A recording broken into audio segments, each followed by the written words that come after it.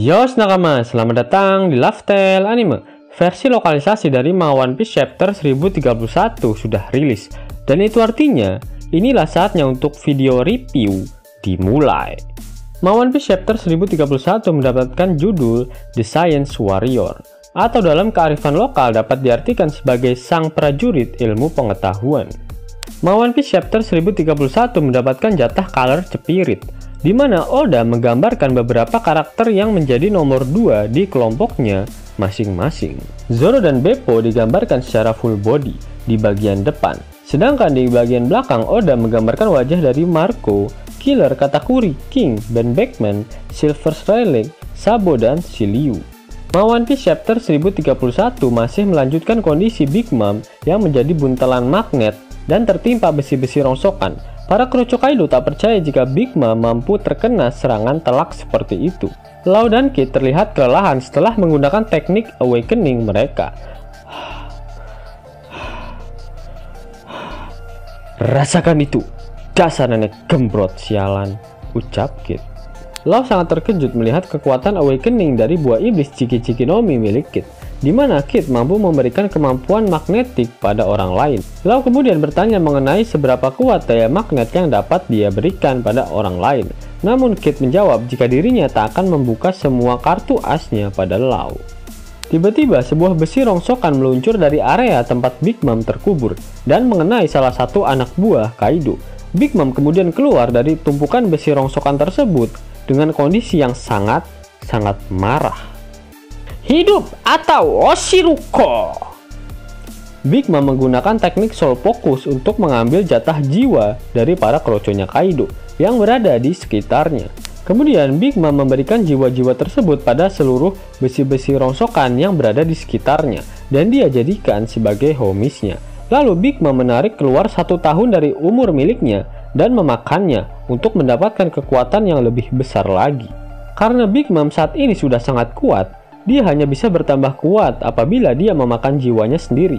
Big Mom dan homies spesialnya semakin bertambah besar dan matanya mengeluarkan kobaran api. Aku tak pernah merasakan rasa sakit seperti ini dalam berpuluh-puluh tahun lamanya.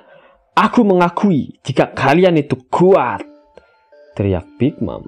Trafalgar Law, Eustace Kid, dan tentu saja Luffy si topi jerami. Kalian bertiga sudah sah datang untuk singgasana ini. Ambillah jika kalian mampu. Singgasana seekor Yonko, teriak Big Mom lagi. Law berkata jika dirinya tak akan memiliki kesempatan untuk mempelajari sejarah jika dia tak mampu mengalahkan buntelan yang ada di hadapannya saat ini. Jangan menahan dirimu, Law. Kita akan melengsarkan Big Mom dari singgasananya, apapun yang terjadi, teriak Kid. Shin kemudian berpindah ke posisi Yamete yang masih melanjutkan perjalanannya menuju gudang senjata. Dikarenakan jalan yang dia pilih saat ini sedang dipenuhi oleh musuh, Yamato memutuskan untuk pergi ke lantai bawah tanah melalui jalur Cave Chamber. Cave Chamber merupakan tempat terjadinya negosiasi antara Diaz Drake dan Scratchman Appo. Drake menyerang Appo dan begitu juga sebaliknya. Appo pun menyerang Drake. Drake mampu menahan serangan Appo dan berkata jika serangannya sangat mudah untuk terbaca. Drake berniat menghabisi Appo dalam rangka untuk memenuhi janjinya pada Luffy. Dia berkata jika sangat mudah untuk mengetahui arah serangan dari Appo. Serangan dari Appo akan aktif ketika lawannya mendengar serangannya. Namun Drake mampu membaca arah pandang dari Appo yang menandakan kemana Appo akan menyerangnya. Tiba-tiba Yamato masuk tanpa permisi ke dalam ruangan tempat Appo dan Drake berada dengan cara mendobrak pintu. Kenapa di tempat seperti ini ada seekor Tobiropo? Ucap Yamato. Appo pun berkata, Tuan Muda Yamato, saat ini dia adalah musuhnya Kaido. Sudah jelas jika kau tak bisa memberdayakan Drake. Dasar idiot. Lalu Yamato-sama. Yamato memotong celotehan dari Appo dan berkata jika dia saat ini tak memiliki waktu untuk mendengarkannya. Lalu Yamato menyerang Drake dan berkata agar dia tak menghalangi pergerakannya. Drake kemudian menjelaskan jika saat ini mereka ada di kubu yang sama. Tius, maafkan aku, tapi aku sedang terburu-buru.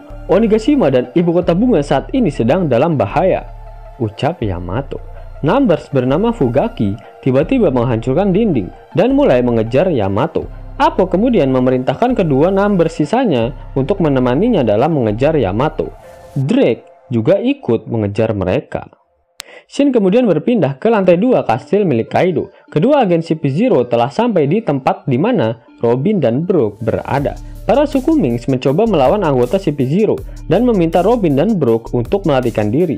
Brook kemudian menggendong Robin dan membawanya terbang bersamanya. Nico Robin menjelaskan jika agen CP0 yang menggunakan topeng merupakan agen spesial, bahkan di antara agen CP0 sekalipun. Diperlihatkan ketua dari CP0 langsung mengintai ke arah Robin dan Brook, lalu dia menggunakan teknik Rokushiki sejenis Soru untuk mengejar mereka. Shin kemudian berpindah ke arah Sanji yang saat ini berada di Gang Doli cabang Onigashima. Terlihat seekor wanita pekerja mantap-mantap di sana berteriak dengan sangat marah ke arah Sanji. Dan beberapa diantaranya menodongkan pedang serta tombak ke arah Sanji. Salah satu pekerja mantap-mantap di sana terlihat memegangi seekor wanita yang terluka dan ketakutan. Wanita tersebut bertanya pada Sanji, mengapa dia melukai dirinya. Sanji terlihat kebingungan dan berkata, dia tak melakukan hal tak senonoh pada wanita tersebut. Wanita tersebut tak terima dan mulai melempari Sanji dengan barang-barang. Sanji yang masih kebingungan dan frustasi langsung pergi meninggalkan distrik remang-remang tersebut.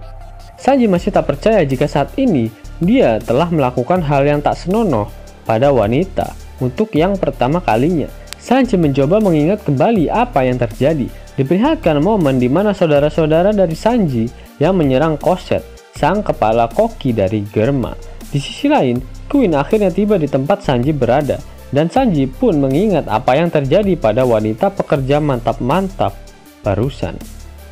Terjadi sedikit flashback. Ketika Sanji sedang berlari, dia bertemu dengan seekor wanita di area Gang Doli cabang Onigashima. Kya, maafkan aku. Aku bukanlah anak buah Kaido. Aku hanya pekerja mantap-mantap komersial yang dibawa dari ibu kota bunga. Tolong ampuni aku, rengek wanita tersebut. Tiba-tiba ekspresi Sanji berubah menjadi sangat serius, dan seketika wanita jebolan Gang Doli cabang Onigashima tersebut terkapar dan terluka. Lalu ketika dia terbangun, dia melihat Sanji dengan tatapan penuh rasa dendam. Flashback pun berakhir. Queen telah berubah kembali ke bentuk hybridnya, dan di sisi lain Sanji saat ini tengah kena mental. Luffy, mana yang akan kau pilih? Diriku yang hanya menjadi beban ketika musuh yang dihadapi adalah seorang wanita, atau diriku yang menjadi seorang prajurit sains berdarah dingin yang dapat menyerang siapa saja sesuai perintahmu?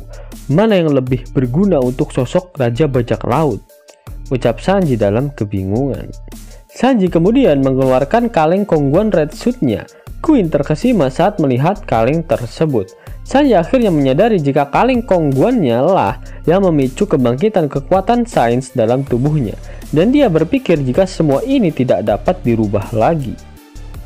Sanji memutuskan untuk tidak akan pernah menjadi bagian dari Germo 69 dengan cara melempar red suit-nya ke tanah dan menginjak. Walhasil red suit-nya meledak. Queen terkejut melihatnya karena Sanji telah menyia-nyiakan power up-nya sendiri. Selamat tinggal, Germo. Selamat tinggal kamar mandi wanita, dan selamat tinggal buah-buahan segar, rengek Sanji. Sanji menyalakan rokoknya dan menarik keluar denden musi. Shin berpindah ke area luar kastil Onigashima. Terlihat Zoro dan King masih melanjutkan pertarungan mereka. Denden musi milik Zoro mulai berdering. Lah, kok aneh punya denden musi? Ujar Zoro kaget. Ternyata Sanji yang menelpon Zoro. Dia berkata jika dirinya lah yang menaruh denden musi tersebut di dalam bajunya. Sanji melakukannya untuk berjaga-jaga jika Zoro tiba-tiba tersesat entah kemana. Dasar koki mesum bodoh, jangan ganggu aku sekarang, teriak Zoro. Terlihat King saat ini berubah ke dalam mode dinosaurusnya dan siap menerjang Zoro dari atas langit. Sanji kembali berbicara melalui denden musi. Dengarkan aku akan menjelaskan dengan seksama dan dalam tempo yang sesingkat-singkatnya. Aku memiliki satu permintaan. Setelah kita memenangkan pertarungan melawan bajak laut kebun binatang, tentu saja kita akan menang. Zoro memotong perkataan Sanji, dan di saat bersamaan King menyerang Zoro menggunakan paruhnya. namun Zoro berhasil menahannya menggunakan kedua pedang miliknya. Sanji kembali melanjutkan curcolnya. Namun, jika setelah pertempuran ini jiwaku sudah tak sesuci dulu lagi, aku ingin kau membunuhku. Hah? Ucap Zoro kaget. Oke, aku akan melakukannya.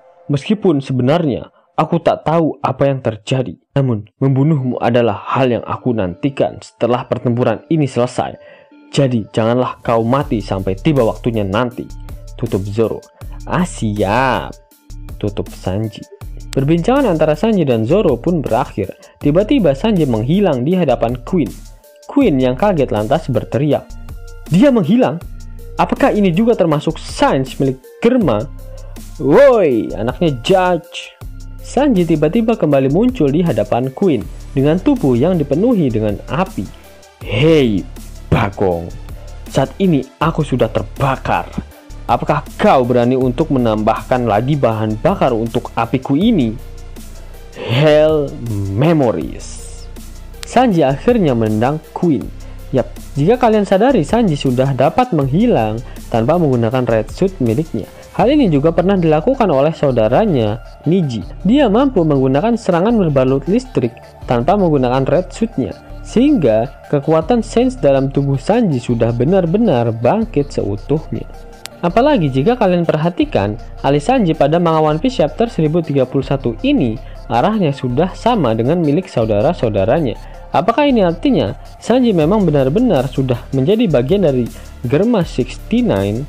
Pertanyaan berikutnya, apakah Zoro mampu membunuh Sanji saat pertempuran ini selesai? Kalian harus ingat jika saat ini Zoro masih dalam efek obat kuat milik suku Minks, dimana saat efek obatnya habis, dia akan menerima rasa sakit 2 kali lipat dari luka sebelum dia memakannya. Sebelumnya, Zoro menerima serangan gabungan dari Big Mom dan Kaido, yang bahkan telah mematahkan banyak tulang dalam tubuhnya. Bisa-bisa saat efek obatnya habis, Zoro malah langsung dalam keadaan sekarang. Malah Zoro. Zeus nakama, itulah video review untuk manga One Piece chapter 1031. Jika nakama menyukai video ini, jangan lupa klik like, share, dan subscribe channel ini ya, agar nakama semua tak ketinggalan info menarik seputar One Piece.